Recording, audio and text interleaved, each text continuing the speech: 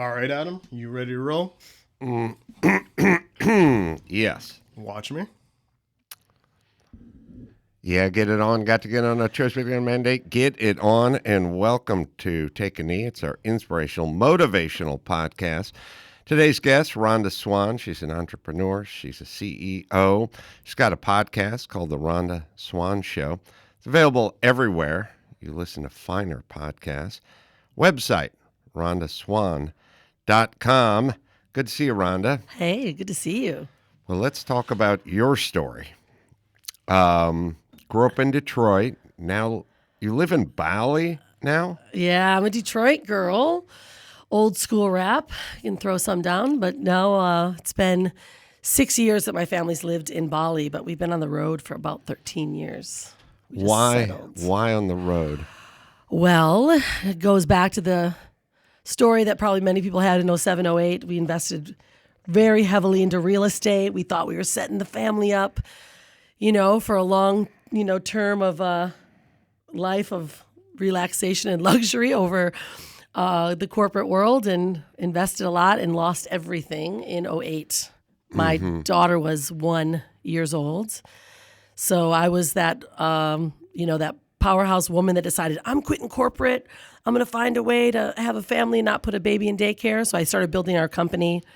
I retired my husband from robotics engineering 15 years ago, and then we invested in the real estate market crash. So my daughter was born, and this is like right when, I was full on, I'm going to raise a child, never put him in daycare, and I'm building this huge empire so that we have an epic life I can be with her. And I found out 60 days before she was born, and she was born 33 days early because I was so stressed out. We found out we were losing everything. We had family, we had our parents all invested.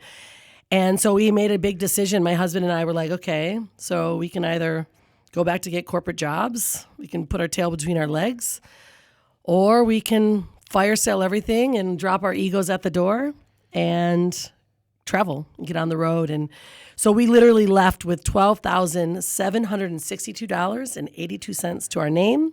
Are you a sober person? Most of the time. I'm only asking because I notice that sober people do full dates and full numbers. Which I guess it makes sense, but I wasn't sure if that was in your background or Yeah, not. I mean, I'm a wine drinker. I'm Italian, so, after 5, it's 5 somewhere. I'm not judging. I drink. I'm just saying, normally when people go, we left with $12,000 or $13,000, or but sober people do They the know the number. $12,733. Well, there was a sobering moment, let me put it that way. And I remember looking at our bank account. I mean, we were doing very well. We lived in La Jolla. Deepak Chopra would cruise past our house every day. So we were doing really well, to finding out you got to sign everything off or you're effed. And we were like, holy shit. So we fire sailed everything. We put it on our front yard. You want to talk about no more ego? You have to really lower yourself to drop your dishes on your front yard and your kids, those bugaboo $1,500 strollers, selling them to the neighbors. So that's why I know the number.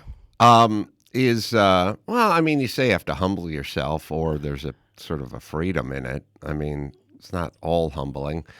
There's plenty of people, it's not a trend, but there's people that have been quite successful that then just said, I'm getting rid of all the material stuff and I'm getting back in touch with my roots and the road and the world. That was a moment, though. It's true. Like, we know this became our biggest blessing, because little did we realize, right? We thought that the things were making us better parents, the stuff, because I didn't have that stuff as a Detroit girl. My dad was a fireman.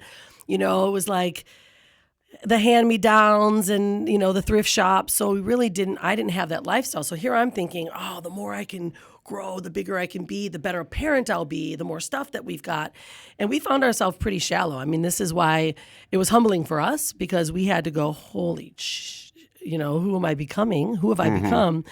And, stand out front of our house and say, all right, this stuff's for sale. But then obviously became the greatest asset that we could ever have.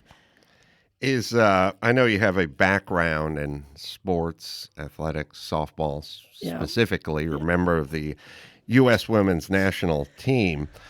Let's talk about that background and how it gave you, or what it instilled in you. Yeah. Yeah, I started playing softball. I was like 6 years old, and I was an athlete pretty much throughout my whole life. Started playing softball, and then I was invited to be, on to the national team. I was probably like 12 or 13 years old. And that time, that gave me so much more stability because my father is a drug addict, alcoholic, right? Left me and my mom when I was 3 years old. And so my mom got remarried, and my new dad was really structured. However, didn't have really my own structure in life. So being in sports gave me that discipline and that purpose. Mm-hmm. And so, I stayed playing softball all the way until I was 23 years old. So I played for the national team. And right before the U.S. team was invited to play, I had flown to California for my first job. So I didn't get to play in the U.S. Olympic teams. But what position did you play? Center field. Whoa. Yeah, I think you give that job to the best athlete on the team. I loved playing outfield too. I played a little bit. And center field's kind of where you put your fastest, best outfielder, really. Yep. Who can cover the most ground. But it's also an interesting philosophical thing, which is if you play center field, you just have to kind of be in this neutral position all the time. You can't be moving forward or back or right or left. You have to just be in this very neutral, kind of buoyant position. But then you have to be ready to react in a tenth of a second. And I feel like that philosophy kind of can be used in other facets of life. I always tell people when they want to talk about good improv, I go, you got to be like a center fielder. You have to be in a kind of neutral stance. You don't know where this thing is going. You can't will it to go one way or the other. You have to react, but it'll be based on when the ball comes off the bat, not beforehand. Yeah. And I don't know if you've ever thought about that sort of philosophically. Yeah, for sure. I think that's, by you saying that, really was kind of playing in my mind. I'm like, wow, that's really how you navigate life, right? It's, being able to be, not responsive, but be able to watch and then, make a direction change.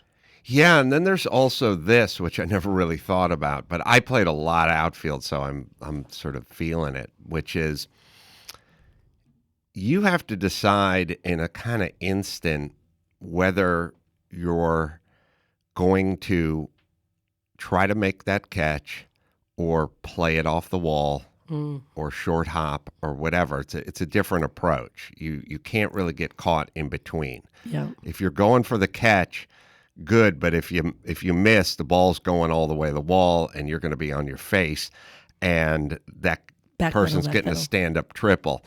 So you have to, in a second, assess whether you're going to get there or not get there. And I think those lessons kind of apply in life as well.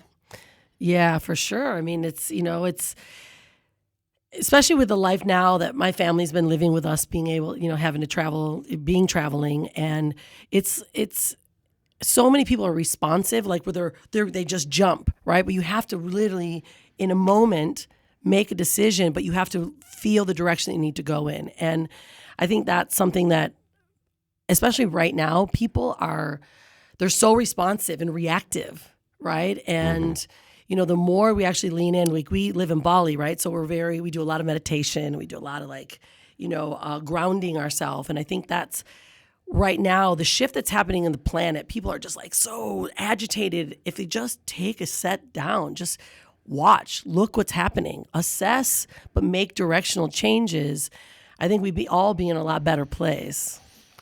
Yeah. Play it like center field. Play it like center field. You cannot control what's coming off that bat, but you can react to it. And the reaction doesn't always mean making the catch. Yeah. Sometimes it means just holding them to a double. Yeah, right. I mean, just play it off the wall. And if you try to go for the catch every time, it's not gonna work. It's basically you don't get to dictate everything. You react to what's happening, and you react in the proper fashion. It's not all just go for the catch. So I like that kind of philosophically, and I think people maybe with something like COVID, for instance, I think a lot of people got into trouble because they thought they were going to react before the ball came off the bat. And my thing is like, it's going to do what it's going to do. It'll dictate what it's going to dictate. Your job is to listen to what it's doing, but you can't control it.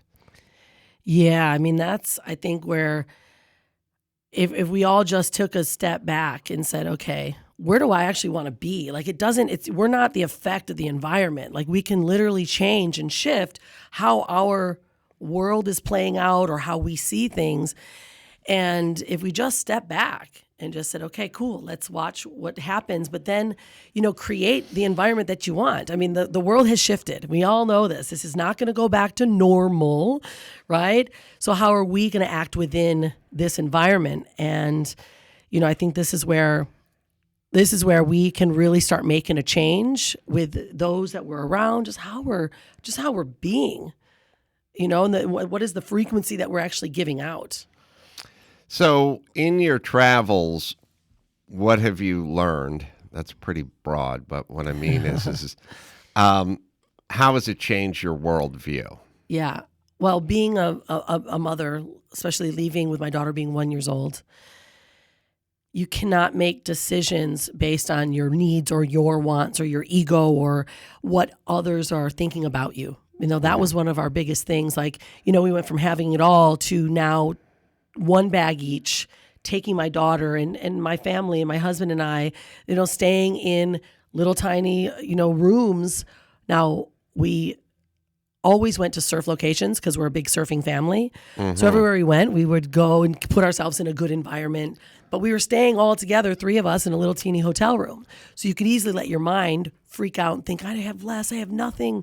But so our learning was about really accepting and being in the present. It's funny, you tell me your experience, but I got out of the ocean yesterday and I was talking to Dr. Drew and I said, I bet people that go in the ocean on a regular basis have a better immune system. And I bet if you did a study of people that surfed frequently or got in the ocean on a regular basis, that their relationship with COVID would be better. There'd be a better outcome for those people. I'm basing it on my lock yourself in and slather the Purell on and everyone's immune system is compromised and then they get nailed by COVID. But you've done a ton of traveling. You're in the ocean all the time. How did the family fare with COVID? I mean, we probably had it.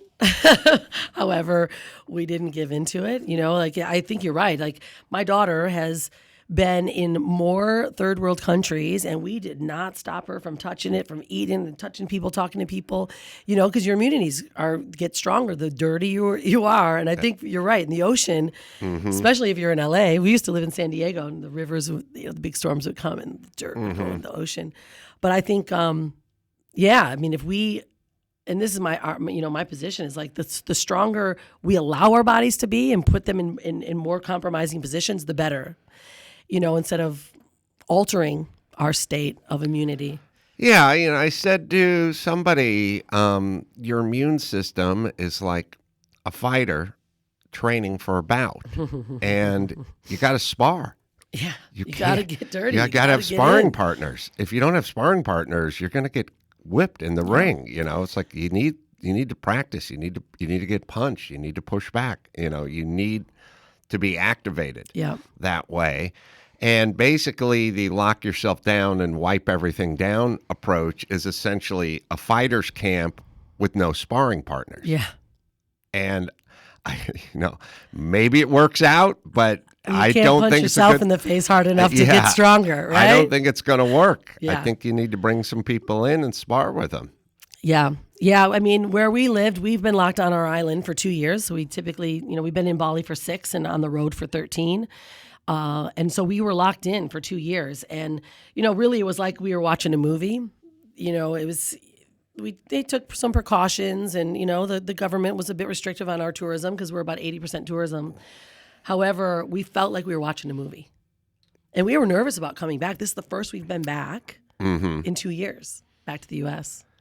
You felt like let's drill down on that. I felt the same way in the sense that I felt like I was watching a movie about a pandemic that I wasn't in. Yeah. It's just everyone's talking about this and over here and over there. And I was just like, I didn't feel included, not in a negative way. I just felt like everyone, I see people walking along the horse trail by my house wearing a mask alone. I'm like, you're in one movie and I'm in another movie. Yep. Well, actually, you're in a movie and I'm just watching your movie. That's how I looked at it. That's how we felt. Here we are. We're on a beautiful island. We've got these, beautiful health centers. You can go in your hot and cold pools on the edge of the ocean. And we were like, the more people I can be around, the better. Like the more they felt like that our island got herd immunity because it just ran through it so quickly.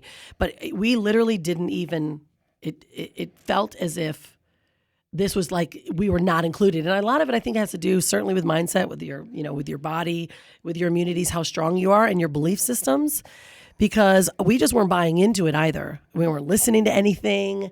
We were just doing our thing, staying healthy, keeping focused, And so when we came back, I was like, how's it going to be? How's it going to be? And we had probably one of the worst flights I could ever imagine. Came over on, can I say the airline name? Sure. We came over on Delta. We already banned ourselves from them anyway, so it's fine if they try to blackball us. And we're on their Delta One in the business class, all of us. And it was like, okay, all of us had to get tests. All of us had to prove that we were healthy. And took a sip of water or wine. Of course, I think I was drinking a lot of wine that 16-hour flight. But within the seconds, it was, pull up your mask. I'm like, come on. Like, is this for real? It's all, I've flown Delta a lot. I had my worst experience on Delta. And it's all random and kind of luck of the draw. It's like you could get a flight crew that is overficious and in your face and gives 3 shits, and then you get the flight crew that just doesn't care. I've always sort of jokingly said the worst thing you can hear is on behalf of your Seattle-based flight crew, because the worst one I ever had was the Seattle-based flight crew, because they're all panicked and they're pussies and they bought into it. And I had some 26-year-old chick who was just up my ass the entire flight. And then you'd fly an Alaskan Air flight. I fly to Alaska on Alaskan Air the next day, and they didn't give a shit. Yeah, it was ridiculous. My husband and I had the 2, compartments next to each other, and we were in our little box. We were hiding in the lower end. We're just sipping our wine, having a conversation, and then I fell asleep, and they literally yelled inside and woke me up and told me to put a freaking mask on. So I had a situation. I was like, okay. I have to say something. So I go up to this woman because my daughter's in there. I'm like, a 16-hour flight? I don't know about you, but how old's your daughter she's now? 14. Okay. So she's sitting here breathing in her own carbon dioxide. Like, little do we all know, this is death to us all. We all are allergic to it. And I just said, look, lady, I need to ask you this. Woman to woman, just drop your hat. How do you feel about this? And she said, you know what? To be honest with you, 8,000 people have lost their jobs. Hundreds of others have walked away. I want to keep my job. And I was like, wow, is this where humanity's gone? Is this the decisions now that we're making to harm others? And it was scary. And I said, look, my daughter's 14 years old. She is healthy. And you are asking her to breathe in. I mean, this is some challenging times that we're going through. On a 16-hour flight. 16-hour flight. I go, look, we're going to make an agreement here. And I'm going to have my daughter lay down and have her put her blanket over her head, but she is not going to wear a mask and you're not going to touch her. Like, it was just so, and the woman, like, she literally wanted to cry. Like, people are being faced with these decisions. And it made me go, oh, I got to put myself in this space. Like, what would I do? What kind of stand am I going to take for humanity, for my family? And I think this is a bigger conversation that the world needs to have with themselves. Like, what are we willing to continue to do? Yeah, it's been very revealing to me. And my quote from this chapter is, I, in 2 years, haven't learned anything about how viruses work, but I've learned everything about how governments work. Wow. That's my statement. Yeah. It was very revealing to me. Now, the virus mutates and it does this and it does that. I really don't know anything more other than I don't know anything about it. But the government, I feel like I got a front row seat into how they operate, and it scared me. And the scarier part, it's not really the government, it's the people. The people. Yeah. It's literally, I feel like it's black and white. This is why I feel like we're watching a movie. We're sitting here going, oh, yeah, that's the next move. Oh, that's why they're doing that. It's obvious. However, the people are so afraid to take a stand for themselves that they just want to go, hey, what are you going to give me? Oh, it's for my protection. So I'm going to wait for you to hand this out. And I just want my life to be normal. Fuck normal. Normal is in the grave. It's gone. There's no real normal. You have to create your real normal. And I feel like this is where, this is, obviously it's super controversial. People are going to be like, oh, who the hell do you think you are? But it's like, no, stand the fuck up for yourself, because if we continue to allow it, it's going to get stronger. Well, it also showed me what a big role fear plays in most people's lives. I had no idea. Now, not fear of the disease, not fear of COVID, fear of being ostracized, fear being pushed out of the herd, society, the group, the community.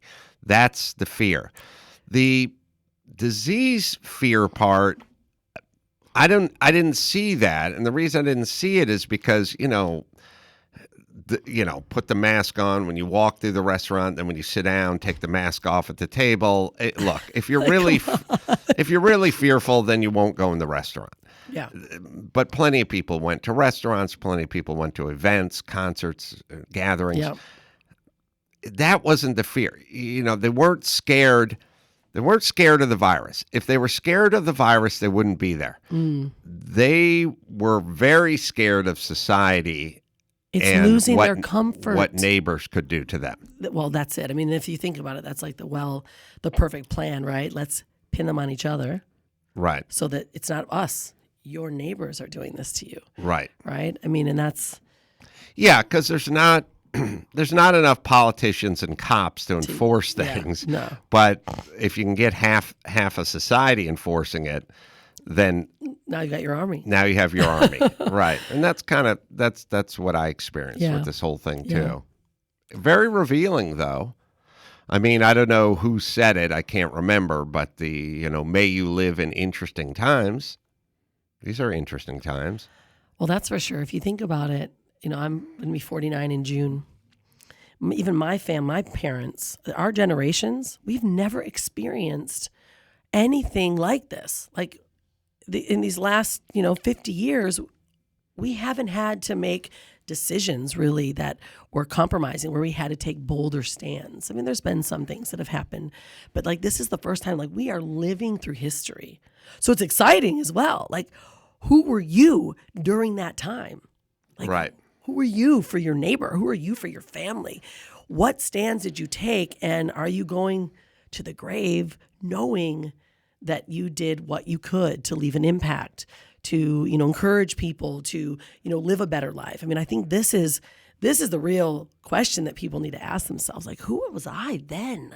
Like, I want to be this old granny going, I took a stand, Yeah, it's amazing how many people I've noticed in general that can be converted hard even when they're at a more advanced age, when I feel like when I was growing up, an adult was an adult, and once they turned 35 or 40, man, the cement in their brain had dried and they weren't getting pulled this direction and pushed that direction. And I've noticed, like, adults, a lot of 50-something-year-old people, all of a sudden this thing hits, the government makes its dictates, and they just go hard. And I'm like, why are you so malleable at this advanced age? Yep. You know what I mean? Like, I don't know, would they call it set in their ways or something like that? I was always sort of like dubious, didn't really trust what the government was saying, wanted more evidence, took a look around, said Asking it questions. wasn't hurting healthy people. Well, how were you brought up, though? Like, what was your upbringing? Like, were your parents really open, or were they controlling to you as a child? Because I think that's a big one. I wasn't brought up in any way, one way or the other. My family is pretty liberal, a little bit of a hippy-dippy vibe, and certainly, pretty progressive Democrat. But they never said do this or do that. They just kind of left me alone. I got to raise myself, essentially. Well, I think this is where it starts. Like, for instance, my daughter, right? We brought her up being able to make her own decisions. Like, we treated her like she was an adult, right? Even at a young person, like, what's your decision on this? And there's going to be consequences. And I think if we start tracking back how kids or these adults that brains turned into cement were brought up, and were they brought up in a structured where the parents said, you eat dinner at this time, you do this, like children to be seen and not heard. That's how my dad actually used to be. It took a lot of reprogramming for me to get out of that mindset. And I knew when I had my child, like my daughter Hanalei is epic. She's 14. She started her first company when she was 11. She's a fashion designer. But she makes her own decisions. And I think that if we track back who's, cementing in or being programmed, it's because they were told to follow the directions when they were growing up. And they didn't have a free will of thought or decision making or trusted as a decision maker. Yeah. The only problem is some people are pushed a direction and some people rebel and some people embrace it, and it's really hard to tell if the kid is going to push back. Like you go, you need structure. And they, we run everything like a German train station, and then at some point they turn 26 and they rebel and they go, fuck it, I'm living in a camper with no structure, and true. So it's like, the more time I spend on this earth, the more I realize people are just sort of who they are. And this thing where we're going to shape them, I've not successfully really been able to shape anybody. Yeah. I've tried a few times. It's not really worked. It's like some people, they're kind of who they are. You can kind of lead by positive example. I think there's a difference between you trying to shape them and you showing them something. Just cultivating the space, it's like allowing them to make decisions and fail. Like, that's the biggest thing. We're telling my daughter fail. And I think that's what I get from being in sports as well, right? Athletics, you just realize, if you're hitting 500, you've missed half of them. I've talked to a lot of professional athletes, and every one of them, down to a person, remembers the time where they booted the ball or let the guy sack their quarterback or threw the interception. They all remember the failures. Yeah. Weirdly, not in a negative way, but if you just ask them, give me a story from high school football, they'll tell you the bad story, like every time. And we need that. You need that. I remember all of mine. They remember all of theirs. It's anyone who played remembers all those losses and all those failures, and with the very strong sense, hopefully, of let's not let this happen again. But it's so important to have those failures. Yeah, I mean, that becomes our foundation of like, well, it's also the type of person you are. Like some people take them and then they crumble, right? They can't handle it. Others use it as, the stepping stone to greatness, if you will. And, I think it's, we're all built or torn from our own cloth, if you will, and it's like, what makes someone use it? This is what always puzzles me. Like, what makes someone use those failures? What makes others like wear them or them define them? I think my default setting is I normally understand the failures and I don't dwell on them, but I understand them and try to correct them. But also I realize, and I don't know if this is for good or for bad. I'm curious how you are. I'm dismissive over achievement for myself, which is if I do a show and it's a really good show, and at the end of the show, people come up to me and go, "Oh, that was a great show." My reaction is, it's supposed to be. Like, that wasn't a great achievement. Yeah. That's what the product is. This is what I plan on doing. So I don't treat that as an anomaly. Yeah. I treat it as business. Like, that's what people go, "That was really funny," or that I go, "Yeah, that's what it's supposed to be." That's right? why I get paid to do it, which is, again, you don't want to be dismissive and march past all these milestones and achievements, but on the other hand, get used to it. Yeah, you set your own expectations, right, of what you want in your surrounding, what you want in your life, and if you're expecting that's going to happen, like we do this, like this futurescape where, like I've been here before, just so you know, I've actually been sitting here with you before because I already saw it happening, right? So when we got the yes, we're coming, I'm like, yeah, of course I'm supposed to be here. I know I've got something to share. And I think it's just a mindset shift with so many people. But like, love the moment. Like, I'm loving this moment. I was a super fangirl in the outside. I was like taking pictures like, oh, look, I'm an Adam Carolla show. But I'm like, yeah, you're supposed to be here. Like, you've worked this hard to be in these places, to be able to share your story with other people. And it's just a mindset shift, Yeah.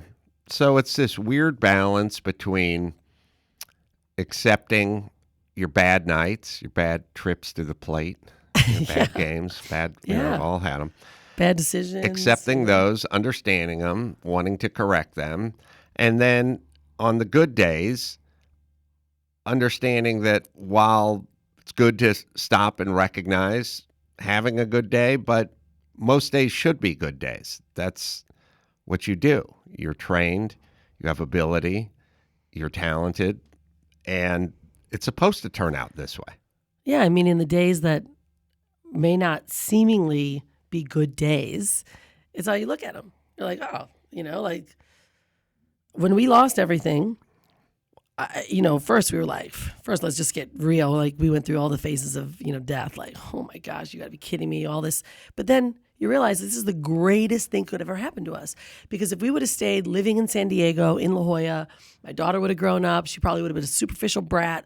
We had too many cars that we never even drove. Like, we were superficial. And then to lose it and then to begin to travel was the greatest asset, because we would have never traveled the world. We may have believed all the stuff that people said about third world countries, the danger, this. Like, my daughter has lived and learned from reality, not from a textbook. Mm-hmm. And that's something the way I grew up. My dad's awesome, but he's got a lot of opinions and he's never left the USA. Right? Fireman dad or stepdad? Fireman dad. Yeah. It's interesting. It's also interesting how married people can be to a lot of their opinions in the face of not a ton of success in their decisions over the years, and also 0 to no experience, of traveling and seeing and being and experiencing. Yeah, I find that interesting. Well, I think it's a lot of it has to do with people are so afraid. Like if you make a decision, like for instance, we said, look, we're selling everything. We're moving. We're going to start traveling. Hanalei was just under one. They're like, you're crazy. This is so irresponsible. And everyone had their opinions, right? I think when you make someone so afraid of the decisions that you're making because they're scary for them to make, you know? Yeah. I think people need to get tuned into themselves a little. I don't want to sound like a cliche, but what I mean is when you make a decision, people will go, "Why are you doing this?" or "That doesn't make sense," or "That's a bad idea." And then my answer would be, "That's all fine. It's just what I want to do." Like people would tell me, "Shut up and don't talk about X, Y, or Z." And then I'd go, "But I want to." And they'd go, "Yeah, but it's not helping you." And I'd go, "All right, but not every decision is based on helping me. Yeah. It's based on what I want to do." And I'm tuned in enough with myself to go, I can say what I want to say or do what I want to do. And like I said, a lot of people have a lot of trepidation. They're like, "Don't do that." And I'm like, "Well, are you saying that because you're fearful for me or you're fearful for yourself right? And you're projecting it onto Yeah. me? I'll be fine." And then also, I don't know why more people don't do this, but really own the shit out of the stuff you're good at and you know how to do. And I will do that with a subject such as carpentry, because I'm a good carpenter, but I don't know anything about tech, and I don't pretend to. I immediately find somebody and go, "I don't know how to do this thing with my phone. Here, please help me." So just go through your life that way. See if you can be good at as many things as you can be good at, but when you get to something you're not good at, Get someone counsel. else. Yeah. Yes. Okay, so one of my favorite, Dr. John DeMartini, is a really dear friend of ours. Do you know Dr. John? I know the name. Yeah. So he wrote the book, Living Your Highest Values, and he talks about your highest values. It was really interesting. We first met him. We were on a speaking thing. My daughter also speaks, my family, my husband and I. And we were speaking, and she was before him, and he was like blown away, right? 'Cause she's been traveling, and she's, been in 52 different countries, and she's not going to school. She's unschooled, but she's written already 2 books. He's like, how? So he asked us, he said, "So, what does she do every day?" We're like, "Well, she just kind of follows what, she's an artist. She follows what she wants." He goes, "What's your plan the next couple of years or even next week?" We're like, "We kind of don't know. We're just kind of flying with the seat of our pants, it would seem." And he's like, "This is the one thing that if we all just follow our highest values, where like, what is it we love? What are we good at? And let the other stuff go. Like let someone else handle it." Like the great thing is we live in Bali, right? So we got tons of staff. Our quality of life is much different than it would be in the States. It is there. I don't cook. I'm a horrible cook. I am a uptight perfectionist. So I like to be clean, but I hate cleaning. So we have other people that do that so that our minds can focus on what we're good at. Yeah. With the caveat that we should all want to be good cooks, or some of us should want to be good cooks. Some of us need to be. Otherwise, the others don't get to eat. If you'd like to pursue that, then by all means, pursue it. Go for exactly. Or be an EMT or whatever. Right. Well, get a pilot's license. Well, but that's the thing. So if you think about, you never have to tell kids to turn off video games. You never have to tell them to stop drawing, right? Because they love it so much. So find that thing that just makes you, I can do this for 12 hours a day, right? I can constantly do. That's where you find your passion from. Like that's where, and then let the other stuff, it'll figure its way out. I mean, it doesn't mean be a bum, and not everyone, of course, gets to live in Bali and have staff and all of this. However, find what really lights you up and lean heavier into that. Well, Brings more also, joy. yeah, I've always kind of said this. They used to use Michael Jackson as an example.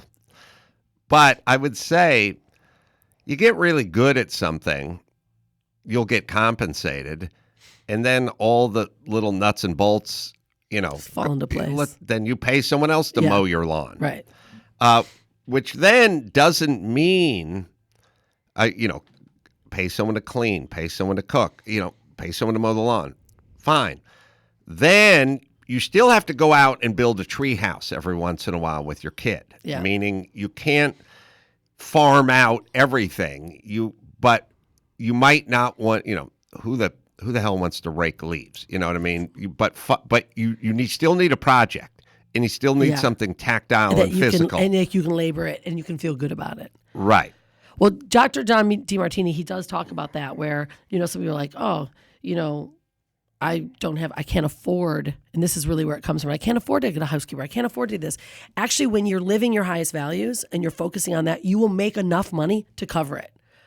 Yes. Right? So that's one thing I think people get lost in. I agree. I think a good point, which I'll piggyback on, which is I've told people this many times, just as an example.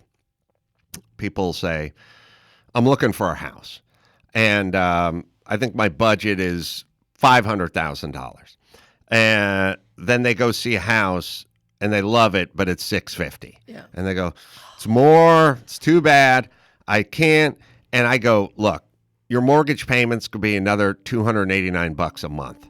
Do you think you could find that somewhere? Do you think what I'm saying is also you're buying the $500,000 house now based on what you're getting Current paid situation, right yeah, now. yeah. But I bet you 3 years from now you might be making a little bit more.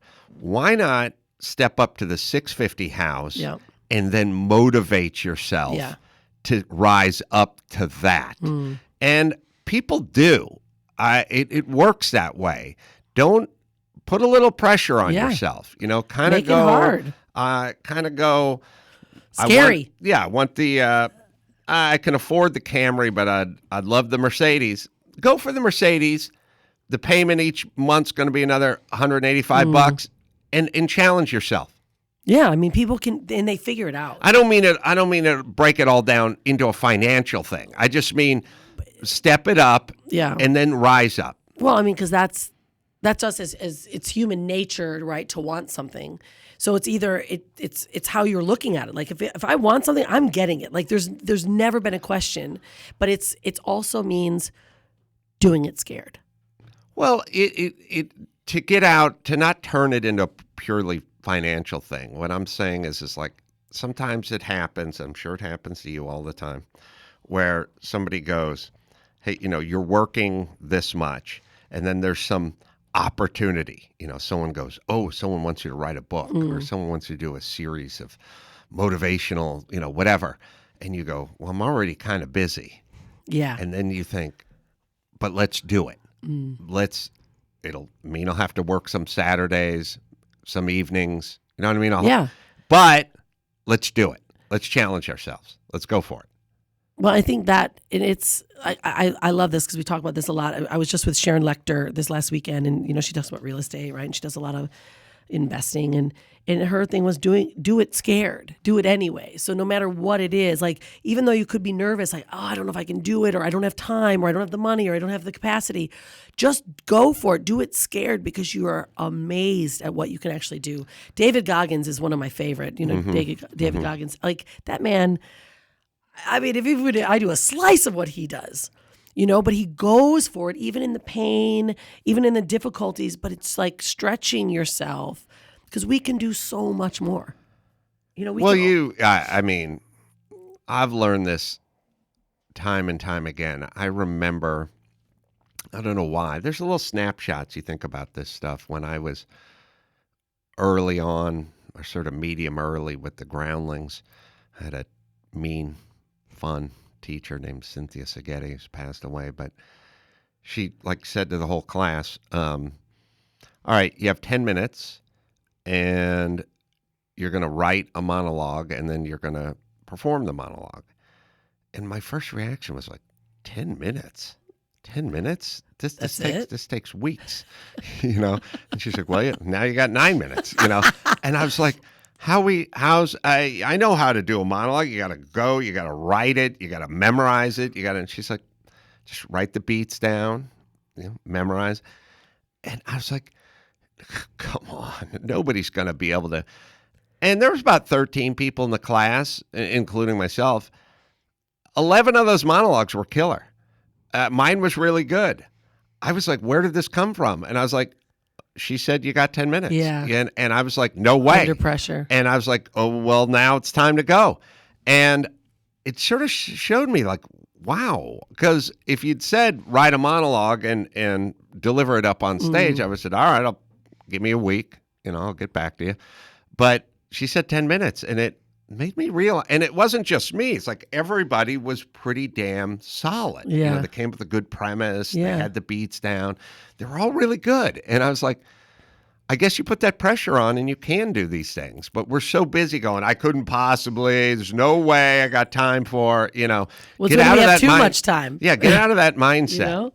Yeah, I mean, life is so short. I mean, my husband brings up this this story, and it's so epic because he always asks everyone, what would you do if you knew you had an expiration date? Mm-hmm. And he says this because his dad died of AIDS, but he found out that he had an expiration date. He found out my husband was like 16 years old when he died. He was like 12 when he found out. And he's like, my dad took his kids to traveling, did stuff with them. And he saw him living his life because before he wasn't, he was working, he was doing his thing. And he's like, wow, it shifted his whole thought process. Like, what if we all knew we had an expiration date? Now, most of us don't know, but his dad knew he had, only a year or 2 years to live. And he lived for 4. But it's like, are we living every day? Are we in love with our impact? Are we living our day where we know we might not have it tomorrow? And it doesn't mean fluff off. It means like literally creating your perfect day. He's writing a book about that, like how to create your perfect day. Like the average man's way of like living an unbelievable life. And it's like, if we all knew that, would we do things differently? I would of course we would. Yeah, I would right? piggyback onto that expiration date theorem. I would also do my sort of $10,000 rule. Yeah. Which is, somebody says, I should clean the garage this weekend. And then they stop and they go, yeah, but I don't know. I'm pretty tired or I work pretty hard during the week. If somebody said, I'll give you $10,000 to clean that garage this weekend, it's done. Exactly. It's done. And if you ask any human being, they'd go, oh, yeah. Oh, yeah, I'll do that. Well, then if the answer is yes, then do it. It's your garage. Yeah. You know what I mean? Yeah. Yeah. Do that with whatever. You fill in the blank. If somebody said, get up this morning and go run on the beach for an hour, and you'd go, nah, it's too early. What if it was for $10,000? Like, oh, then I'm done. We're there. Like, all right, well, then you can do it. Yeah, we either go lean towards pleasure or towards pain, right? So it's either I'll give you $10,000 or, I'll take cut your fingers off. I'll take $10,000. Right. Yeah. Either way, you'd get a clean garage. Exactly. I mean, that's how it goes. Don't give anyone any ideas with her. So do your expiration date. Yeah. And how you would react with that, and do your $10,000 rule, and how you would react from that or with that. And I think you'll have a more productive life. Yeah. Make better decisions. All right. You've earned yourself a plug. The podcast, The Rhonda Swan Show. It's available everywhere you listen to finer podcasts. I put that in there. I like that. RhondaSwan.com is where you go. And her Instagram is at Rhonda Swan as well. Rhonda, thank you so much for joining me here. I'm looking forward to saying hi to your husband. I really appreciate it. As soon as we wrap this up. Yeah, he was hoping that there'd be some ladies jumping on trampolines, but he was really bummed. I'll let him out of the closet. So until next time, this is Adam Carolla for Rhonda Swan saying mahalo. Thanks, Rhonda. Thanks, buddy. That was amazing. Appreciate that. Good conversation. Yeah. Let's take a quick whiz. Nice.